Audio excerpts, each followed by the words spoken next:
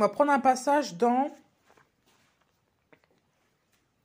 1 Corinthiens, chapitre 7, à partir du verset 18. Quelqu'un a-t-il été appelé étant circoncis qui ne ramène pas le prépuce? Quelqu'un a-t-il été appelé dans l'incirconcision qu'il ne se fasse pas circoncire? La circoncision n'est rien et l'incirconcision n'est rien, mais l'observation des commandements d'Élohim. Et à la fin, au verset 20, il est écrit que chacun demeure dans l'appel où il a été appelé. Ici, l'apôtre Paul nous parle de la part du Seigneur, inspiré toujours par l'Esprit, bien sûr. Et il nous dit ici que chacun marche selon la part qu'Élohim lui a attribuée. Selon ce que le Seigneur l'a appelé. Donc ça, c'était au verset 17. C'est ainsi que je l'ordonne dans toutes les assemblées. Donc si tu es circoncis, ne ramène pas le prépuce. Si tu n'as pas été appelé dans la circoncision, ne te fais pas circoncire. J'aimerais parler déjà d'une loi par rapport à la circoncision de manière pratique. Il y a des gens qui obligent leurs enfants, qui obligent leurs fils, leurs petits-fils ou leurs conjoints, peu importe, à se faire circoncire. En gros, à ôter le prépuce. Pour tous ceux qui ne savent pas ce que c'est, je vous encourage à aller voir de vous-même. Je ne vais pas vous faire un dessin, mais je vous encourage à aller voir de vous-même en quoi consiste l'incirconcision. Christ ici, par la bouche de son serviteur Paul, dit bien que si quelqu'un a été appelé étant circoncis, qu'il ne ramène pas le prépuce, et quelqu'un a été appelé dans la circoncision, qu'il ne se fasse pas circoncire. Donc même si un pasteur vous contraint de vous faire circoncire, se disant parce que dans la loi il le faisait, et ben en fait, en Christ ce n'est pas ça qui sauve.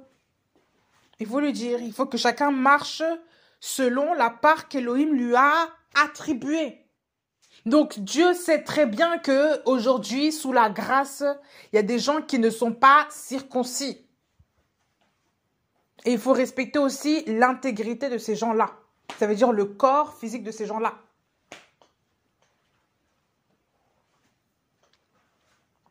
Ce n'est pas une obligation, ce n'est pas quelque chose qu'il faut infliger non plus aux garçons. Par contre, si toi, par exemple, enfin même dans mon cas, moi je suis mariée avec un homme qui n'est pas converti, lui, cet homme-là, voudra que son fils fasse circoncire. En soi, ce n'est pas un péché. De moi-même, ça m'est égal. Je m'en moque qu'il se fasse circoncire ou pas. Mais de moi-même, je ne vais pas infliger cette obligation-là à mon fils. De moi-même, je ne vais pas infliger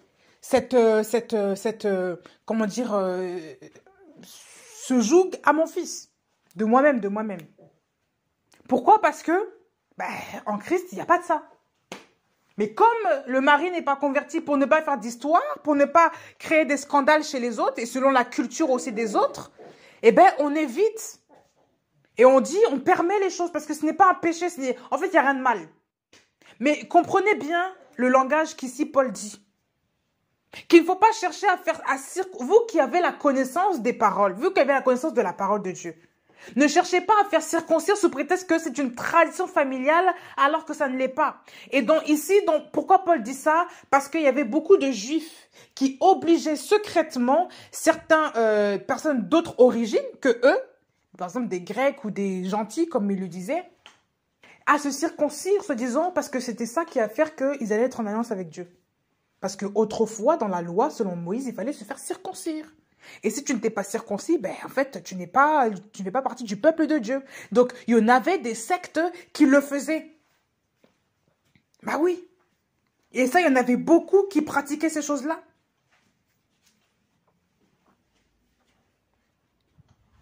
Oui, notamment avec Timothée.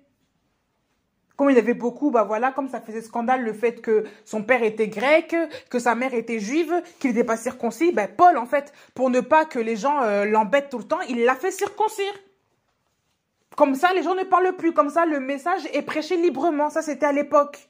Aujourd'hui, on n'a pas à savoir, enfin les juifs déjà ne sont pas de cette partie-là, il y en a beaucoup qui, voilà, mais on n'a pas à savoir ce qui se passe, excusez-moi, hein, mais dans vos caleçons, on n'a pas à savoir si vous êtes circoncis ou pas, on n'a pas à savoir ça, là. Ça, c'est très intime et ça ne vous... ça ne concerne personne. Si c'est un enfant, ça ne concerne que les parents. Et si vous êtes un homme, ça ne concerne que vous-même ou votre femme. Ça ne concerne personne d'autre. Donc, les gens n'ont pas à vous condamner par rapport à ça. Et je vais même à dire, dans les histoires les relations de mariage, là, vous voulez vous marier, parce que une fois j'ai entendu ça, ça m'a tellement choqué. Quelqu'un pour moi, qui connaissait la parole, qui dit des choses comme ça. Oui, que non, tu sais que en Afrique, quand un homme n'est pas circoncis, c'est la honte. Il faut que les garçons soient circoncis. C'est une loi que Dieu a établie. Voilà pourquoi. Et puis même, c'est sale. Et puis même, la femme là. Et puis quand elle n'a pas ça, ben, il y a des désagréments pendant les rapports. Donc, j'ai dit, mais attendez. Excusez-moi, c'est quoi cette connaissance-là? Qu'est-ce que la Bible dit? Et moi, cette personne-là m'a saoulée. Clairement, je vous dis, hein. Elle m'a gonflé la tête. Parce qu'elle voulait absolument que le petit se fasse circoncire. Déjà, je lui ai dit, mais attendez, déjà, en quoi est-ce que ça vous concerne ce qui se passe là, dans la couche de mon fils là? Mon enfant qui n'avait même pas 5 mois, il avait même pas 2 mois, je ne sais quoi là. On vient déjà me hanter avec des histoires comme ça. C'est quoi le problème? Vous ne voyez pas que les gens ont des problèmes de conversion? Voilà pourquoi, comme les gens ne veulent pas l'évangile, la simplicité de l'évangile, ils sont là, ils se concentrent sur des choses pour vous assommer spirituellement avec des doctrines qui dataient de Moïse. Alors qu'en Christ, on dit que ça n'a pas d'importance, ça n'a pas de valeur. On parle de la circoncision du cœur. On ne parle plus de circoncision du prépuce, voilà. Du sexe masculin, on ne parle plus de ça. Ça n'a pas de valeur. Que tu sois circoncis ou pas, est-ce que c'est ça qui va faire même que je sais pas, que tu vas être sauvé, honnêtement, là? Et sous le temps de la loi, c'était une marque qui devait annoncer les choses à venir spirituellement. Parce qu'aujourd'hui, nous sommes le peuple avec le cœur circoncis. Ça veut dire que nous ne sommes pas mêlés à la souillure du péché. Parce que quand vous observez le prépuce, allez voir vous-même. Le prépuce, là, il garde, au bout, ça garde des saletés. Et les nations païennes tout le monde avait ça. Donc, pour les différencier des nations païennes, il fallait qu'ils se fassent circoncire. C'était un signe. Maintenant, nous vivons de manière spirituelle, non plus charnellement. Nous vivons plus maintenant dans la chair, on vit spirituellement. Ça veut dire que nous vivons en esprit. C'est notre cœur qui est circoncis. Donc, ces choses-là n'ont plus d'importance. Donc, il faut enlever ce fardeau compliqué sur nos têtes là et vivre librement. Donc, même à tous ceux qui ont des enfants qui sont soi-disant d'origine africaine, maghrébine, vous croyez en Christ, la circoncision aujourd'hui, si vous voulez la faire, vous êtes libre. Si vous ne voulez pas la faire aussi, vous êtes libre. Il ne faut pas non plus en faire un dogme ni une religion. Il faut arrêter. Il faut laisser les gens vivre.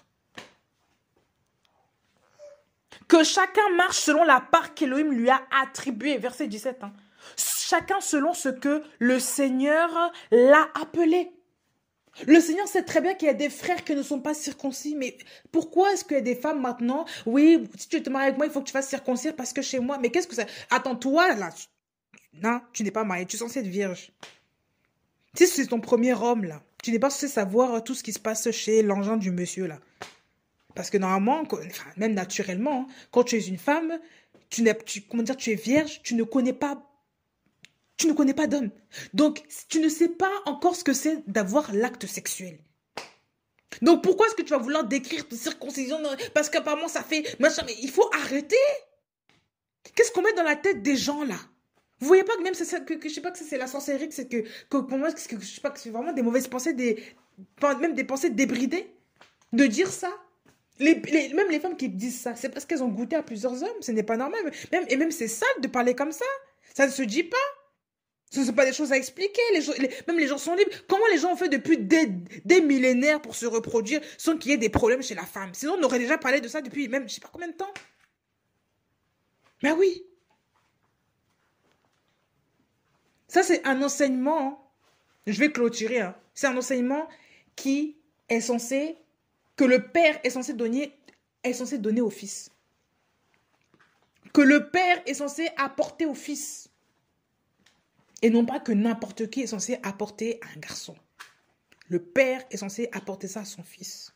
Tout comme Dieu lui-même a dit à Abraham de se faire circoncire, eh bien, le père aussi est censé apporter ça à son fils. Ce ne sont pas les femmes qui vont se mêler de tout ce qui est circoncision. Excusez-moi, vous voyez ça dans la loi où une femme va commencer à parler de circoncision à son fils. Mais non, ça c'est l'affaire des hommes. C'est les hommes qui savent ça. C'est les hommes qui connaissent ces choses-là. C'est les hommes qui savent comment ça fonctionne. Voilà. Les femmes ont fait... Je sais pas, en quoi à faire dedans. Toi, tu vas te marier avec la personne. Si Dieu te dit que c'est ton mari, ça veut dire qu'il sait aussi qu'il y aura le bonheur. Donc, tu n'as pas à t'inquiéter de ce qui se passe là-dedans, là-bas, là. Honnêtement, il faut pas non plus écouter n'importe quelle tante. N'importe quel... Si c'est comme ça aussi, il faut dire aussi aux femmes là que il faut sexiser aussi. Bah voilà. Il faut aussi imposer ça aussi, même si c'est pas marqué dans la loi. Mais comme il y a des femmes qui, selon elles, l'excision c'est bien parce que soi-disant, voilà, parce que l'organe de plaisir qui est dans la femme, il faut pas que la femme ait ça. Donc on va couper ça. Il faut que aussi toutes les femmes aussi soient coupées comme ça. Donc il faut aussi aujourd'hui que voilà, pour ne pas subir, même pour ne pas avoir un orgasme ou je ne sais quoi, qu'on ait ces choses-là. Voilà. Bref, allez leur dire. Si vous imposez ça aux hommes, là, non, il faut aussi imposer ça aussi, aux femmes aussi. Comme ça, tout le monde est égaux, parce qu'en Christ, il n'y a ni homme, ni juif, tout le monde est pareil. Donc, si tout le monde est pareil, tout le monde aussi se fait couper. Voilà. Je ne dis pas que c'est un péché de faire ça, de faire la circoncision. Pas l'excision. Là, la circoncision, c'est pas un péché. Si tu veux le faire sur ton fils, tu es libre. Si par rapport à tes propres motifs, là, et voilà. Mais n'en fais pas un dogme, parce que la parole, c'est clair, là, c'est écrit. C'est clair. Donc toi qui es chrétien, tu vas absolument faire circoncire ton enfant, alors que ta femme aussi, vous êtes tous les deux chrétiens, vous voulez absolument... À un moment donné, il faut voir quelles sont vos motivations, pourquoi. Si il y a une information sur l'enfant, on peut comprendre. S'il y a un problème par rapport à cet endroit-là, on peut comprendre. Mais s'il n'y a rien, pourquoi est-ce que vous voulez absolument... Mais non, je sais pas. Les gens sont enfermés dans leur tradition, dans leur culture. Voilà pourquoi aussi, ils n'ont pas accès aussi à l'évangile. Leur évangile est voilé, parce qu'ils périssent. Oui, l'évangile pour eux est voilé, parce qu'ils ne voient pas clair. Ils sont encore aveuglés, obnubilés par leurs traditions. Ce sont les traditions qui vous mettent un voile sur la tête. Ben oui, la religion, le voile sur votre tête. Ben oui. Comment dire, bref, vos yeux sont voilés. Vous avez des écailles sur les yeux, vous ne voyez pas. Comme Paul. Il était là, il était zélé, mais c'est n'importe quoi.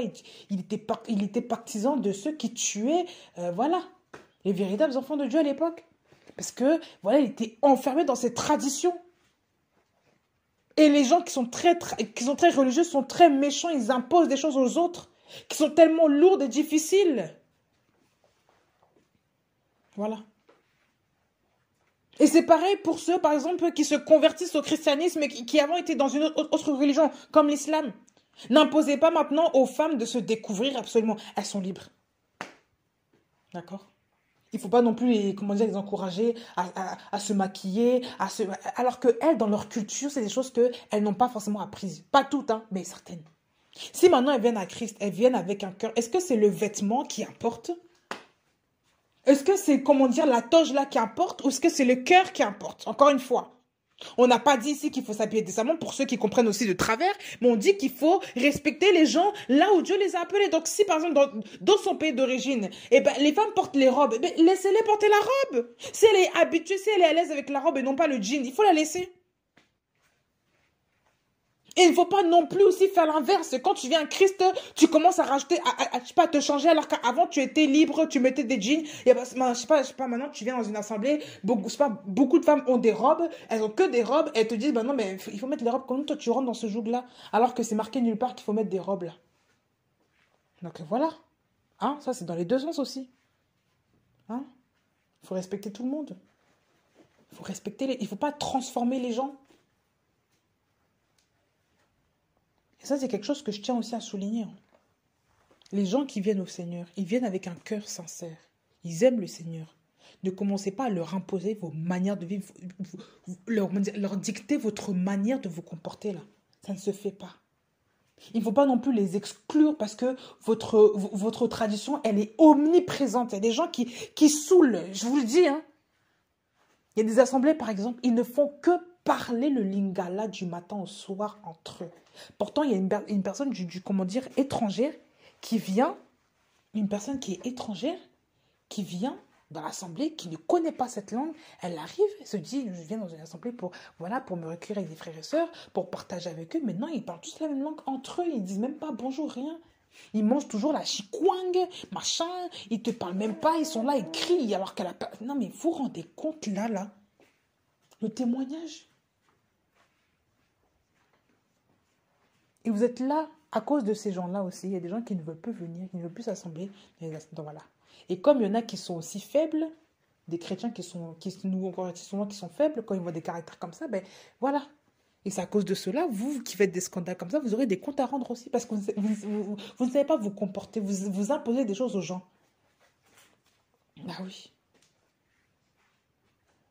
C'est vrai.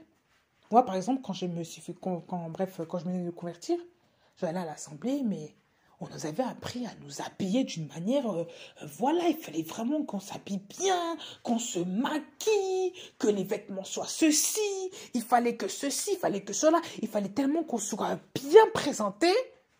Et bref, et même comme à l'époque, on était chantres, musiciens, tout ça. Donc il fallait absolument qu'on ait une tenue, il fallait absolument qu'on soit bien, il fallait absolument qu'on chante bien, qu'on fasse la répétition, il fallait absolument qu'on soit à l'heure avant tout. C'était un truc qui était compliqué, c'était un dogme. Et on nous avait dit que non, la louange, c'est eux qui doivent être les premiers parce que c'est là où ça commence, c'est eux qui doivent porter les gens, c'est eux qui, voilà, il faut que vous priez d'une manière comme ça. Et à chaque fois, c'était une scène de théâtre, même s'il y en a qui étaient sincères. Moi, personnellement, j'étais sincère.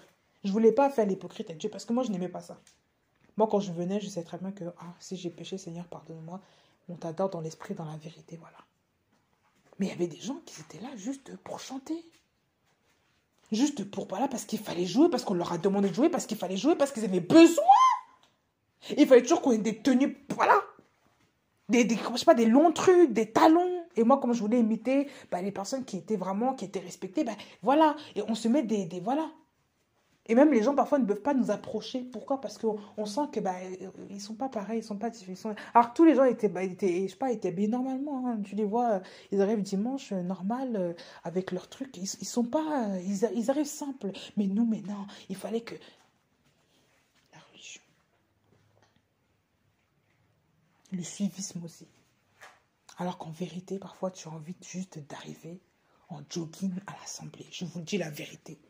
Tu as juste envie d'arriver en jogging à l'assemblée. Tu as juste envie d'arriver en mode sportswear. Tu n'as pas envie de t'embêter. Et moi, j'aime bien mettre des vêtements détendus, je vous assure. Parfois, j'aime bien m'habiller chic, mais même quand je m'habille chic, j'aime bien mettre des trucs qui sont amples, où ça ne me serre pas trop le corps. Je n'aime pas les trucs. Je sais pas, on se sent saucissonné, c'est pas, bref. J'aime bien mettre des trucs qui sont quand même larges, où tu arrives à bouger tes membres. Ben oui. Et moi, de base, bref, ça c'est moi. Hein. Moi, j'aime bien tout ce qui est les sports, là, les trucs sports, là, les trucs qui sont les t-shirts, voilà, j'aime bien. Je me sens à l'aise dedans. Mais oui. Et parfois, on se dit, mais j'aimerais tellement aller à l'assemblée avec le t-shirt, avec, voilà. Et comme souvent, ça critique parce que tu n'es pas ceci, parce que les gens, on veut toujours montrer qu'on est parfait, alors que non. Et c'est souvent comme ça, souvent qu'il y a des sœurs qui attirent le regard parce qu'elles se maquillent un peu trop, là. Il faut dire la vérité. Bah oui, j'en faisais partie, attention. Hein. Je juge personne. Bref, je condamne personne. Et parce que comme dans la vraie vie, même si à l'époque, moi aussi, je me maquillais beaucoup, beaucoup, beaucoup. Mais comme dans la vraie vie, on est un peu plus normal, on est un peu plus basket à l'église, on est là très, très, très talon. Vous voyez pas qu'il y a un problème un petit peu, là? Je sais pas. Vous voyez pas que parfois, on en fait un peu, je sais pas, on ne fait pas un peu trop? Hein? Si tu t'habilles comme ça à l'église, habille-toi comme ça tous les jours. Habitue-toi à t'habiller comme ça tous les jours. Comme ça, tu ne seras pas hypocrite avec les gens. Ah oui. Parce que les gens qui, voilà, veulent toujours s'habiller de manière parfaite, là, souvent, c'est parce que derrière, il y a beaucoup de choses qu'on veut cacher aussi devant les autres. Voilà. J'ouvre une parenthèse, mais il faut le dire. Et le Seigneur m'avait dit une fois, hein, quand j'étais étudiante, hein, quand j'étais seule, là, j'ai commencé à creuser ma relation avec le Seigneur. Le Seigneur m'avait dit une fois, tu sais, jeune fille, on s'habille toujours, ça c'est de l'hypocrisie, ça. Il faut toujours s'habiller parfaitement. Même chez toi, tu as des beaux vêtements, pourquoi est-ce que tu les réserves? Non, fais-toi belle, maquille-toi pour chez toi. Même j'étais seule, j'avais personne, j'étais juste avec moi et mon Dieu, et ma guitare. Et je m'habillais honnêtement pour moi. pour moi-même. Je me faisais belle en tout temps. Maintenant, ce n'était plus soi-disant parce que voilà. Mais oui, je m'occupais de moi. J'apprenais et le Seigneur m'enseignait par rapport à ça. Et jusqu'à maintenant, c'est une valeur qui est restée. Même si parfois on peut se décourager, parfois on est fatigué, parfois on est un peu malade, bon, on reste un peu en truc passé à la maison, tout ça. Mais c'est une valeur qui est restée. Je sais qu'aujourd'hui, mes vêtements, je ne vais plus les négliger sous prétexte que voilà, il n'y a plus d'assemblée, machin. Non. Je vais les mettre même chez moi. Parce qu'il faut se faire beau tous les jours. Il faut être un témoignage pour nous-mêmes d'abord, pour les autres qui nous voient. Même pour notre mari. Comment ça, tous les dimanches, tu te fais archi belle et quand voilà, attends, ce n'est pas normal. Il faut toujours, non, il faut pas demeurer dans l'hypocrisie. Il faut être simple.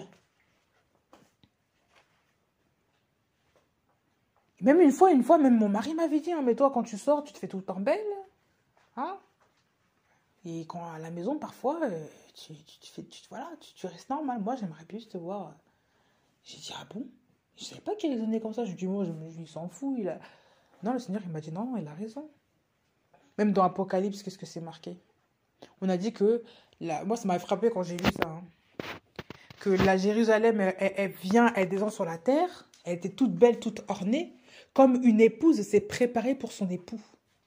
Donc, l'épouse est censée se préparer pour son époux. Elle ne se prépare pas pour des gens. Elle se prépare pour son mari. Ça veut dire que ce n'est pas une voie publique, la femme.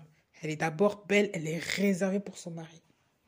Elle est réservée pour lui. Ah oui. Donc, quand même tu veux te faire belle, ma sœur, mais fais-toi belle pour ton mari. Fais-toi belle pour celui qui t'a épousée. Fais-toi belle pour ton mari d'abord. Pas pour le pasteur, pas pour les gens. Pour que les gens voient à quel point tu es belle. On s'en fout. C'est ton mari d'abord. C'est ton mari qui doit voir ton éclat, ta beauté. C'est lui. Et il faut respecter les hommes qui nous respectent. Il faut respecter les hommes qui vous respectent aussi. Il faut respecter ces hommes-là qui demandent. Parce que vous savez, un homme qui n'est pas comblé, c'est un homme aussi qui est en souffrance. Un homme qui demande à sa femme et que sa femme ne répond pas, ben c'est un homme aussi qui va commencer à regarder ailleurs. Ce n'est pas ça que Dieu veut. Ben oui, ça permet des circonstances parfois qui sont un peu embarrassantes pour nous-mêmes. Ah oui. Il faut être vrai en tout temps. Que personne non plus ne vous impose une manière de vous conduire. Si ce n'est pas un péché, il n'y a pas de voilà. Ah, fais plus ça comme ça, fais plus ça comme ceci, fais plus ça comme ça. Non, non, non. Si on vous reprend parce que vous êtes mal conduit, vous êtes méconduit, si on vous reprend dans la parole, il n'y a pas de souci parce que la Bible dit qu'il faut reprendre aussi avec un esprit de douceur. Si on voit quelqu'un qui pêche, qui fait quelques fautes, il faut le reprendre. C'est ce que la Bible dit, c'est biblique. Entre frères et sœurs, on peut se le faire. Mais quelqu'un qui vous dit que il faut que ta vie soit menée comme ça, comme ça, comme ça, il faut arrêter. Il ne faut pas suivre tout le monde et n'importe... Il faut se laisser conduire d'abord par le Saint-Esprit. Parce que la personne qui vous dit ça, souvent, elle ne vit même pas avec vous, hein. C'est pas votre mari qui dit ça. Hein. Non, non, je parle pas de votre mari. Souvent, c'est même pas une personne qui est avec vous qui va toujours vouloir vous contrôler à distance. Là. Ça c'est pas normal. Et dans ce fait, on vous dit aussi qu'il faut toujours venir à l'assemblée, toujours réunion H24. Alors vous avez des enfants, on vous dit que non, bref, tu n'es pas spirituel, tu n'entends pas, machin, mais attendez, je sais pas, il y a autre chose à faire quand même. Mais oui. Même dans les réunions parfois qu'on a, même dans les réunions de prière. Il ne faut pas que quelqu'un vous impose de toujours être là à l'heure. Il faut arrêter. Moi, une fois, on m'a mis la pression comme ça. Mais non, mais il faut absolument que tu sois là. On va faire une réunion, machin. Mais attendez, en plus, vous savez, j'étais au travail, qu'on m'avait dit ça. J'étais épuisée. Non, j'étais pas au travail. J'allais au travail. Et je connaissais mon planning, mes heures. Et j'étais enceinte. Et c'était... À l'époque, on finissait à 21h30, je crois. C'était ça. Donc moi, je savais que j'allais finir à des heures tardives. On me demandait, je sais pas, d'être là à 22h. Réunion de prière. J'ai dit, attendez, vous êtes sérieux là? Et pourquoi je dois absolument être là? Mais non, parce que les autres ne répondent pas. J'ai dit, mais c'est pas mon problème.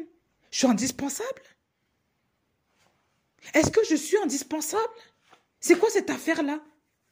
Et comme apparemment je n'étais pas là, bah, la réunion ne s'est pas faite parce que les autres ne répondaient pas. Et parce que les gens ont une vie, les gens ont d'autres priorités. Et même si les gens ne veulent pas être là parce qu'ils ont envie de faire autre chose, mais ça les regarde. Il faut arrêter de vouloir contrôler les gens. Vous voyez pas qu'il y a un vrai problème là? Et moi, en plus, je devais rentrer, je devais prendre soin de ma propre santé. D'abord, moi-même, on me demande encore de venir prier. J'allais prier en somnolant là. Est-ce que je peux pas prier même seule chez moi? C'est quoi cette affaire-là? Est-ce que c'est une obligation de toujours prier avec les gens de H24, je ne parle pas qu'il ne faut pas du tout prier avec les gens. Je parle de toujours avoir un jour, de toujours à telle heure, il faut que tu sois là. Mais là, on vous a arraché votre liberté. On a dit que c'est pour la liberté que Christ nous a affranchis. Ce n'est pas pour nous remettre sous un autre joug bizarre. Et même le joug du Seigneur, il est doux et léger. Pourquoi est-ce que ce joug-là, il me fait, je ne sais pas, il m'écrase? Ce n'est pas normal. Donc quand un joug vous écrase, ce n'est pas le joug du Seigneur. Quand même, c'est le joug du Seigneur, vous savez que c'est doux et léger. C'est bon, même si ta chair n'aime pas, mais ton esprit, en fait, il va prendre le dessus. Tu vas finir par aimer parce que c'est le joug du Seigneur. Mais quand c'est pas le joug du Seigneur, ben, ça fait mal. C'est dérangeant. Ben oui. Et ceux qui ne sont pas spirituels n'aiment pas le joug du Seigneur parce que ça les contraint à abandonner leurs mauvaises pratiques. Donc vous comprenez bien là qu'il y a des gens qui veulent vous contrôler, toujours vous voir un bout. Hein? Toujours vous mener en baguette. Ce n'est pas normal. Et le Seigneur m'a beaucoup encouragé avec ça. Ben oui. Vous savez qu'on a une relation avec le Seigneur. De plus en plus, il ôte le joug. Il ôte le fardeau. Il ôte la charge qui pesait sur nous. Il nous délivre jour après jour. Il nous dit, ça ma fille, ça ce n'était pas de moi, ça ce n'est pas la vérité. Ça ce n'est pas comme ça ce n'est pas biblique. Ça c'est du contrôle, il faut sortir de là, il faut être libre. Tu peux faire ça, tu es libre de faire ceci. Hein? Ben oui. Il y a des gens qui vont vous dire non, tu sais qu'il ne faut pas faire ça. Il faut toujours, je sais pas, prier à minuit parce que sinon les sorciers... Mais attendez, excusez-moi, là, c'est marqué où? C'est quoi ce joug-là encore là? Qu'il faut prier à minuit, là. Vous êtes des sorciers maintenant? C'est marqué où? Vous savez, les gens là, souvent, qui font toujours des trucs comme ça.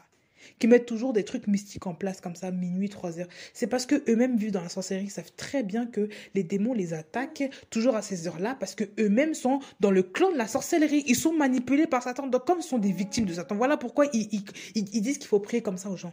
Et comme les gens aiment bien, ils ont peur des sorciers parce qu'ils ne sont pas dans la sanctification, ils vont faire toujours du bouche à oreille, ils vont dire ça à tout le monde. Ce sont les peureux qui parlent comme ça. Ce ne sont pas les enfants de Dieu. Les vrais enfants de Dieu savent que on est assis à la droite du Père, on est avec le Père dans les lieux célestes. On n'a pas à craindre le péché, on n'a pas à craindre le diable, on n'a pas même à craindre les sorciers. Et même s'ils te font craindre, tu les repousses, tu lui dis « Dehors Satan !» Tu dis « Tu sors de chez moi. » Tu n'as aucun droit ici. Et vous êtes là, vous craignez je sais pas, les démons de minuit, les démons de 3 heures, les démons de 4 heures, de 5 heures. Mais attends, à quel moment vous dormez là? À quel moment vous dormez? Et en plus, on te dit, oui, il faut envoyer le feu. Mais attendez, est-ce que Jésus-Christ a dormi comme ça? Juste regardez même ce qui s'est passé la nuit. Jésus-Christ dormait, alors qu'il y avait la tempête et tout qui s'ajoutait. Et lui, il dormait. Ça n'enseigne pas les gens, ça déjà. Là où les gens crient, là où les gens humainement crient, Jésus-Christ dort. Il était humain aussi, hein. Il dormait. Vous croyez que moi, je me réveillais parce qu'il y a des gens qui sont en train de crier à côté de moi parce qu'ils sont attaqués? Alors que le Seigneur, moi, m'a donné le repos? Qu'est-ce que ça fait? Qu'est-ce que ça signifie, ça? Si le Seigneur te réveille la nuit pour que tu pries, ça, c'est le Seigneur qui te réveille. Mais si c'est cyclique, que toi-même, tu mets ton réveil là pour te réveiller à tout... Honnêtement... Après, on va dire, non, mais c'est le combat spirituel. Mais non, non, non. Et là, il y a des trucs, il faut arrêter. À moins que Dieu te dise de faire ça spécifiquement pour une raison. Voilà, Dieu nous conduit chacun. Mais il y a des gens qui veulent vraiment mettre ça sur le compte de Dieu alors que c'est juste la chair, c'est la peur. Et ce sont des gens qui ont tellement été giflés par les sorciers ils ne peuvent pas dormir en paix. En fait, c'est simplement ça. Ils ont peur de la nuit. Ils ont peur qu'on les tape la nuit. Voilà pourquoi, eh ben... souvent, il y a des maris de nuit et des machins. Mais non, mais parce qu'en fait, ils ont peur. Ou alors, voilà pourquoi ils sont toujours obligés de prier à tout va. Parce qu'ils ne sont pas tranquilles. Vous n'avez pas compris? Que personne ne vous mette sous ce joug-là, sous un joug étranger. Que personne ne vous mette sous un joug bizarre. Parce qu'il y en a beaucoup qui aiment ça. Il y en a tellement qui aiment les jougs de l'esclavage. Pourquoi? Parce qu'ils ne croient pas au véritable Christ. S'ils croyaient en Christ véritable, ils allaient vous dire que tout ça là, ce n'est que de la poussière. Ça, ce n'est que de la poudre aux yeux. Ce n'est rien. Jésus-Christ est le fondement. Il est l'alpha et l'oméga, le début, la fin, le commencement, la fin de toute chose. Il est notre roc, il est notre Seigneur, il est notre Dieu, il est le Dieu tout-puissant. Qu'est-ce que le Dieu tout-puissant, comment dire, va commencer à avoir peur? Celui qui vient en moi est plus plus grand que celui qui est dans ce monde. Qu'est-ce qui va commencer à craindre? Les attaques de Satan, alors que Satan lui-même est au service de Dieu. Vous vous foutez de qui là un petit peu là? Vous vous moquez de moi?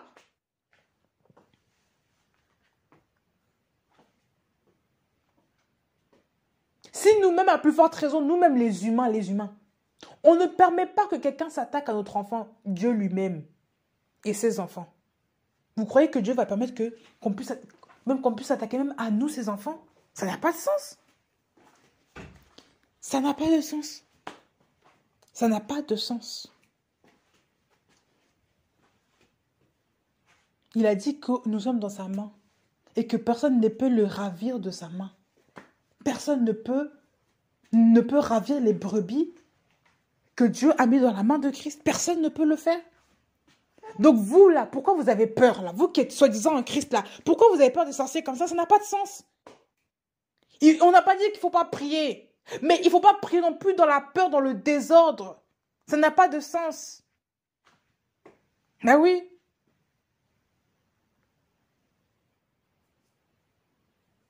C'est du n'importe quoi, honnêtement. Hein. C'est comme si je sais pas, tu pries pour ne pas que la pluie te tombe dessus, pour ne pas que la pluie te tombe dessus, casse ta voiture, machin. C'est une pluie normale, hein. Pour ne pas que les intempéries tombent sur toi alors que tu es dans ta voiture, honnêtement. Est-ce que vous... Je sais pas, qui fait des prières comme ça? Regardez juste ça, là. Qui va dire, Seigneur, je sais pas, que la pluie ne tombe pas sur moi, que la pluie je sais pas, ne casse pas le pare-brise, que l'eau là de la pluie ne casse pas, qu'elle ne tombe pas sur moi au nom de Jésus. Qui prie comme ça? Qui? Même dans la pire des grêles, là. Honnêtement. Tu as un parapluie qui te protège bien, hein. Pas les parapluies qui sont défectueux, là, les vrais parapluies, là. Tu pleures encore? Tu as prié encore que la pluie n'attaque pas ta tête, qu'elle ne touche pas tes... Mais alors, attends. Tu as mis la capuche, tu as mis le parapluie. Et tu vas encore prier comme ça, alors que tu es déjà protégé. Mais comme tu n'as pas la connaissance que tu es protégé, voilà pourquoi tu pries en désordre. Voilà pourquoi tu t'épuises. Voilà pourquoi tu as peur des intempéries. Il y a des gens qui ont peur des démons, qui ont peur des épreuves, qui ont peur de tout parce qu'ils ne croient pas en Christ. Ils ne sont pas enracinés en Christ. Voilà pourquoi même ils se font gifler par les démons. Parce qu'ils ne croient pas en Christ, tout simplement. Ils ne connaissent pas leur identité. Mais voilà, tout simplement.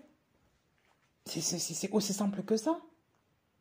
Tu es dans ta maison, tu pries pour que la pluie ne rentre pas dans ta maison.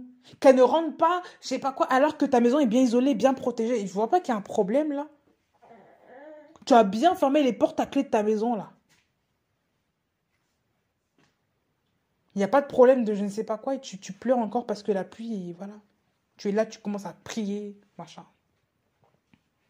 Ou tu pries, voilà, que le soleil ne traverse pas ta maison alors que tu as baissé les volets. Tu pries que le soleil ne traverse... Est-ce que vous ne voyez pas qu'il y a un problème?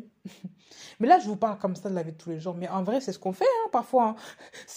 Seigneur, que le démon, là, d'impudicité, là, s'éloigne de ma vie. Non, c'est parce que tu as une mauvaise pensée. Mais non, mais en fait, l'ennemi attaque. L'ennemi envoie des dards enflammés. Mais par le bouclier de la foi, on éteint ces dards enflammés. Le bouclier de la foi vient de qui? La foi, c'est la parole de Dieu. La foi vient de ce qu'on entend. Et ce qu'on entend vient de la parole de Dieu. La véritable foi, je ne parle pas de la foi des, je sais pas, des faux chrétiens là, qui disent que oui, 15 milliards sur le compte là. Non, je ne parle pas de ça. La foi là, la foi de Christ, la bouclier de la foi là, c'est ça. C'est la parole de Dieu. Donc si même parfois il t'arrive d'avoir des pensées là, tu les rejettes au nom de Jésus. C'est pas parce qu'il y a un démon, voilà. C'est l'ennemi qui envoie je sais pas, des dards enflammés. Ben oui.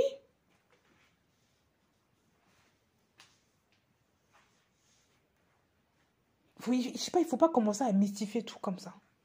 Et vous savez, ça c'est très culturel. Bah oui.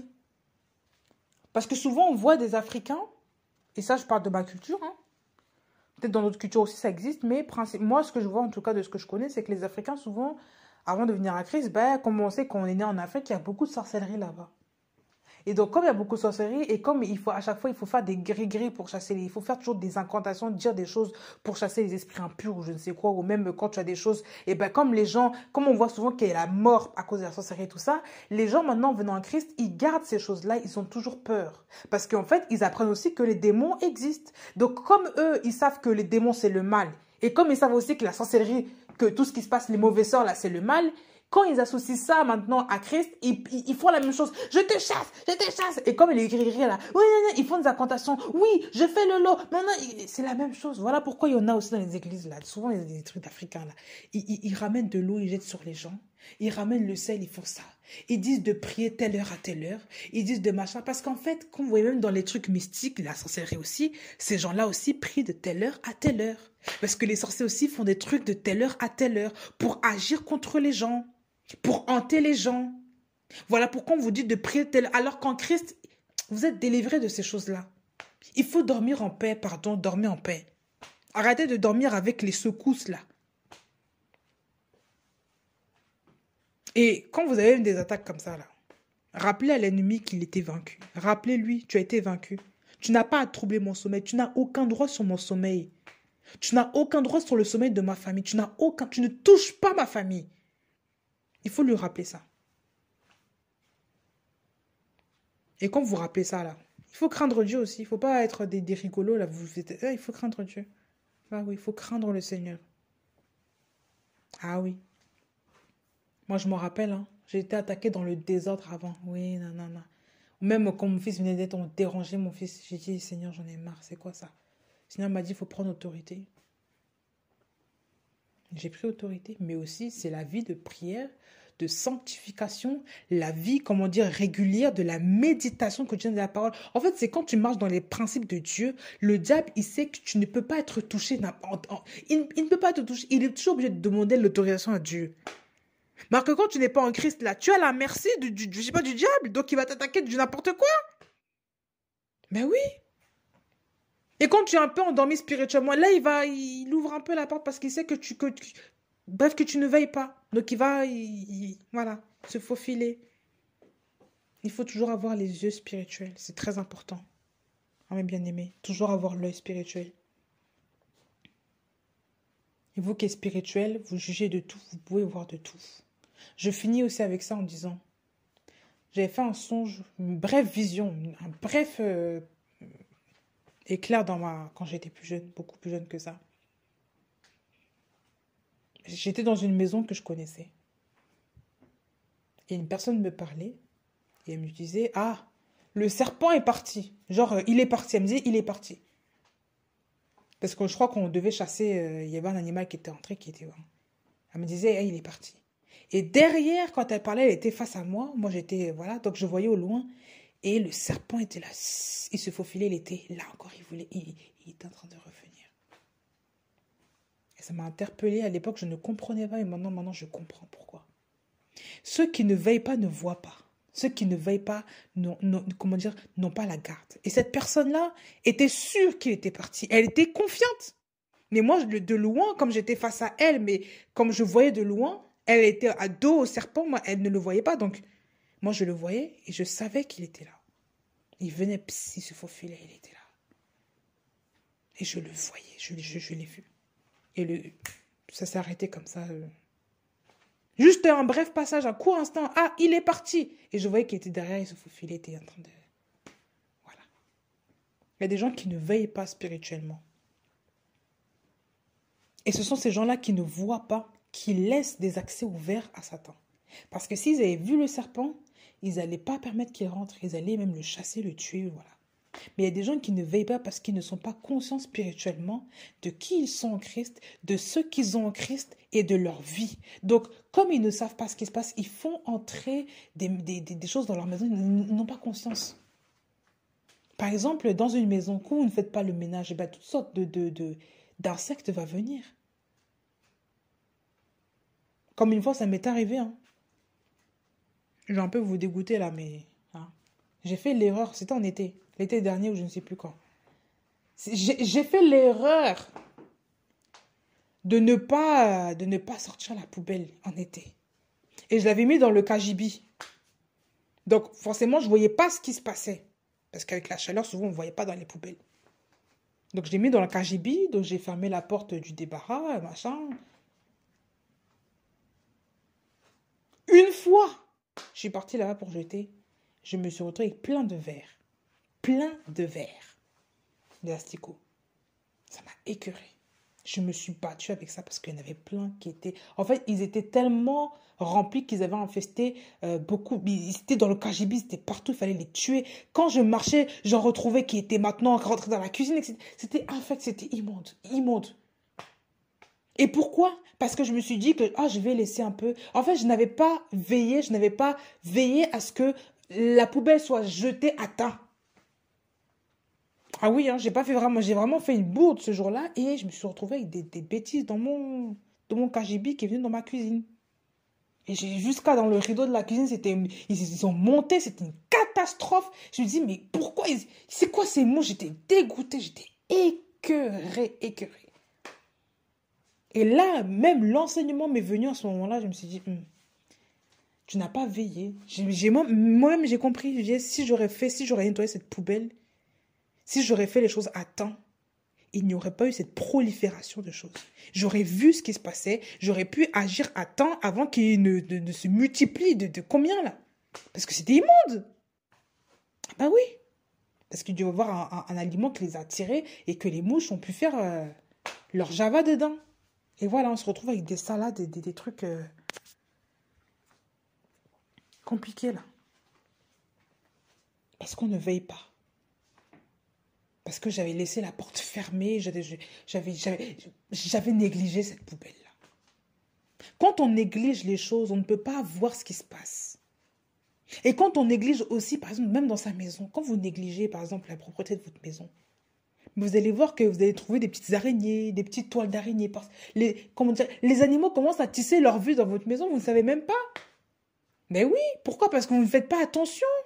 Voilà pourquoi il faut être régulier avec le Seigneur pour voir ces choses-là. Même dans la vie de tous les jours, la vie de tous les jours vous enseigne qu'il faut balayer, recurer sa maison pour ne pas avoir ce genre de problème-là.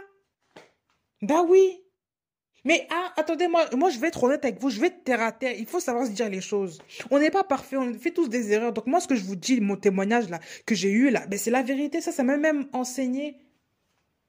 Quand on n'est pas régulier dans les choses, eh ben, on se trouve avec des choses parfois qu'on ne veut pas. Avec des complications. Bah oui.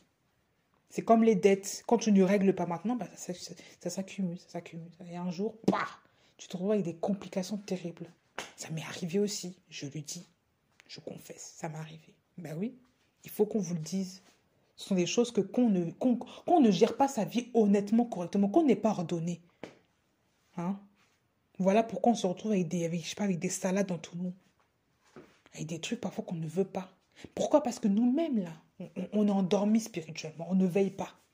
Et donc, dans la vision que j'ai eue, cette personne-là ne veillait pas. Ça veut dire que ce serpent... En plus, c'était dans sa maison. Donc, ce serpent-là qui était venu, que moi j'ai vu, allait rentrer tôt ou tard dans sa maison. Et comme elle était de dos, elle n'a pas vu. Et quand j'étais jeune, je n'ai pas compris ce songe. Vraiment, j'ai laissé... En grandissant, c'est là que j'ai compris. Et le serpent aussi, c'est le mensonge, la malhonnêteté, c'est le mal. C'est aussi la duplicité. Et quand tu vois la vie de cette personne-là, oui, en effet, il y a des choses que le Seigneur nous dit qu'il faut apprendre à se séparer des gens qui ont une mauvaise vie, qui ont une vie double, parce qu'il y a des gens qui ne veulent pas, qui n'ont pas chassé le serpent et les serpents les a mordus. Ah oui. Comme le serpent les a mordus, eh bien, maintenant ils sont affectés, ils ne savent pas parce qu'ils n'ont pas vu le serpent qui est retourné à leur maison. Ah oui. Il faut être vigilant. Et ça, c'est que spirituellement qu'on peut voir ces choses-là. Ah oui. Donc, je termine en disant que vraiment, il faut nous sanctifier jour après jour. Et non pas une seule fois dans la journée. Jour après jour, tout le temps. Vous savez, nous sommes humains. Péché là, dans cette chair-là, on commettra le péché parce qu'on est dans cette chair-là.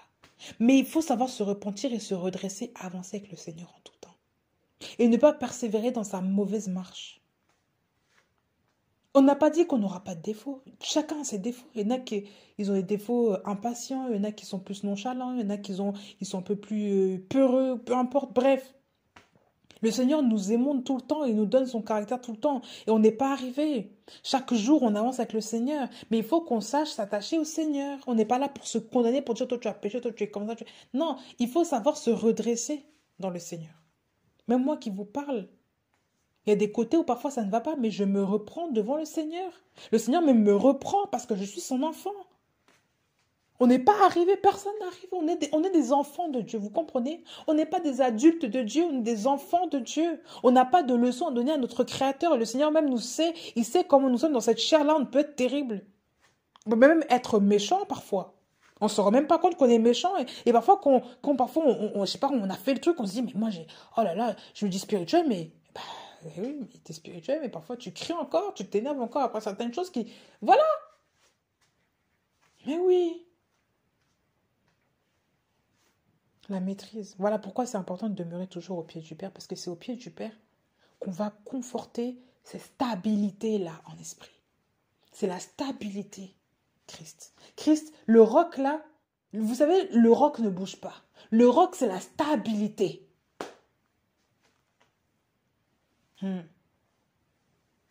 Le roc là, c'est pas une chaise branlante, hein. C'est le roc, il est enraciné là, il est stable. Il est tellement lourd qu'il ne bouge pas. Mais oui, on ne connaît même pas le poids du roc parce qu'il ne bouge pas. Comment tu vas le peser? Tu vas le peser comment? On peut estimer, hein, les gens vont estimer, mais en vérité, là, il ne bouge pas. Il est là depuis là. Mais oui, parce qu'il est la roche, là, le roc, là. C'est Dieu qui a créé la roche. C'est Dieu.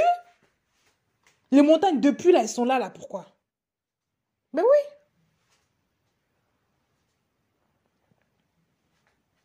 C'est ça. Le roc, c'est Christ, c'est la stabilité. Donc quand tu es enraciné en Christ, tu es stable. Et la Bible dit que c'est celui qui met en pratique ses commandements qu'il ne sera pas ébranlé. Les vents sont venus, la tempête est venue, les intempéries sont venues, mais il n'a pas été ébranlé. Il a mis en pratique la parole de Dieu parce qu'il a été prudent. Mais quand on ne met pas quand on ne met pas en pratique la parole de Dieu, mais comment on veut être prudent en fait? C'est pas possible. Vous voulez comprendre ce passage-là, rapidement là?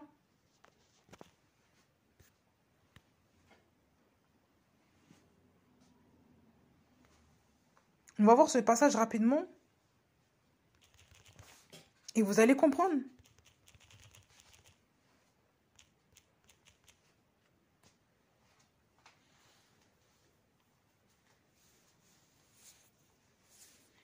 Alors, c'est dans le livre de Matthieu 7, je crois, au verset 24-29, il me dit. Donc, parfois, on cède, parce que nous, on a des...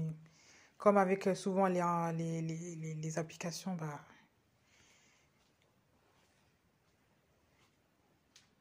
les applications, c'est pas la même chose que les livres. Moi, je suis plus visuel, donc je lis.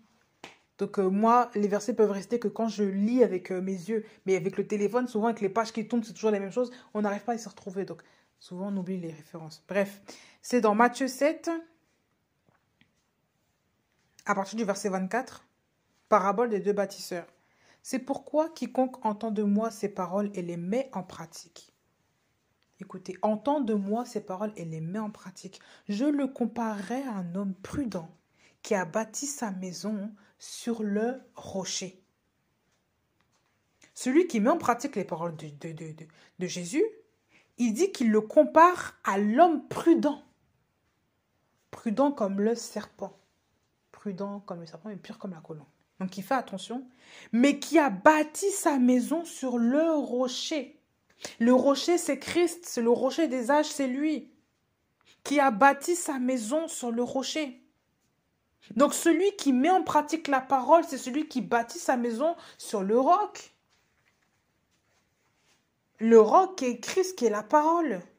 Bâtir sa maison, c'est établir. En fait, quand on parle de sa maison, C'est votre vie aussi, c'est votre vie. Comme vous vivez dans votre maison, vous faites tout dans votre maison. Et bien, votre vie doit être bâtie sur le roc, sur Christ. Ça veut dire qu'elle n'est pas ébranlée. On vous dit ensuite, et la pluie est tombée, et les fleuves sont venus, les vents ont soufflé, et se sont précipités sur cette maison. Elle n'est pas tombée, parce qu'elle est fondée sur le rocher, elle n'est pas tombée.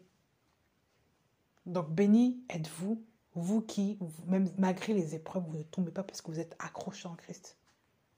Il y a des gens, souvent, ils se disent chrétiens. Et ça, je vais le dire. Ils se disent chrétiens, mais ils tombent dans toutes sortes de travers. Ils retournent dans le monde parce qu'ils n'étaient pas enracinés en Christ. Et on se dit même, est-ce qu'ils étaient chrétiens? Si Dieu les ramène, oui, ils sont dans la maison de Christ. Mais il y a des gens qui se disent être chrétiens, qui se disent des chrétiens de nom, mais c'était des gens du monde. Qui se sont déguisés, c'est tout. Et quand il y a des épreuves, ben, ils retournent dans le monde. Mais quiconque entend de moi ces paroles et ne les met pas en pratique sera semblable à un homme insensé qui a bâti sa maison sur le sable. Et la pluie est tombée, et les fleuves sont venus, et les vents ont soufflé, et se sont abattus contre cette maison, et elle est tombée, et sa ruine a été grande. Et on vous dit ici que, en fait, quand on vous montre les choses, c'est les mêmes épreuves, c'est les mêmes intempéries, c'est la même chose. Ce sont les mêmes secousses. Les mêmes intempéries se sont abattues sur la même maison. Ça veut dire qu'il n'y a pas de favoritisme, il n'y a pas que l'autre. Non, non, la même chose. Et pourtant, il y en a un qui est resté. Et parfois, on va voir même ça dans le mariage. Il y a des gens qui... 2 personnes se marient, hein. 2 couples se marient, mais il y en a un qui va tenir, l'autre qui ne va pas tenir. Pourquoi? Parce qu'il y en a un qui était du Seigneur, l'autre qui n'a pas fondé sa relation sur le Seigneur. Voilà pourquoi il y a des gens qui divorcent au bout d'1 an de mariage. 2 ans, 3 ans, 4 ans, même parfois 20 ans. Mais ils ont divorcé. Ça veut dire qu'ils n'ont pas tenu. Ils ne sont pas fondés sur le roc. Ou alors, même s'ils n'ont pas divorcé, de manière précise, mais qu'est-ce qui se passe dans les foyers? Parfois, il y a l'adultère, il y a la tromperie, il y a le manque de respect, il y a l'insoumission. C'est déjà un couple qui est détruit. Parce qu'on a vu ça avec Akab et Jézabel. Hein. Ils n'ont pas divorcé, mais pourtant, leur couple, c'était un couple qui n'était pas fondé sur le roc. Donc, le couple a été détruit, les enfants étaient détruits. Donc, il n'y a pas que le divorce qui fait que la destruction. La destruction, c'est même parfois, c'est intérieur et on ne voit pas de l'extérieur. Ben oui. Il y a des gens qui sont très malades de l'intérieur, qui ne le savent pas, jusqu'au jour où on va faire un scanner, on va leur dire que votre corps, il va mourir. Et c'est là qu'on leur donne quelques années pour vivre. Mais même au dehors, on ne le voit, on ne sait pas qu'ils sont malades. Ben oui. Même la nature nous enseigne. Il y a des gens qu'on ne sait pas s'ils sont malades.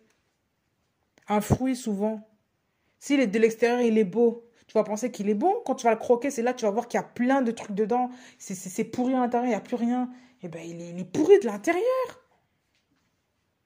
Ben oui. Il faut juste un peu de temps pour que ça se manifeste de l'extérieur maintenant. Donc la mort, la putréfaction, la mort du fruit, la mort de l'homme, etc. Ah oui. Il y a des gens qui sont comme ça, on appelle ça des tombeaux blanchis. Et on vous dit que, hein, elle est tombée, sa ruine a été grande. Sa ruine a été grande. Donc il y a maison et maison.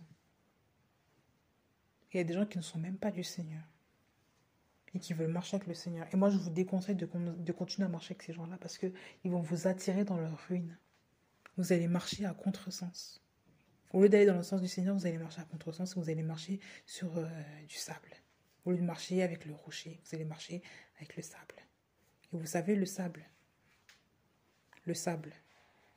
quand il est compact avec de l'eau, il est lourd. Il est comparable à la roche, il écrase. Mais quand il sèche, eh bien, il redevient du sable. Et c'est là qu'on voit l'authenticité, qu'on sait la différence entre le rocher et le sable. Que Dieu vous bénisse et vous sanctifie davantage, qui vous émonde et qui vous conduise dans toute sa vérité au nom de Jésus.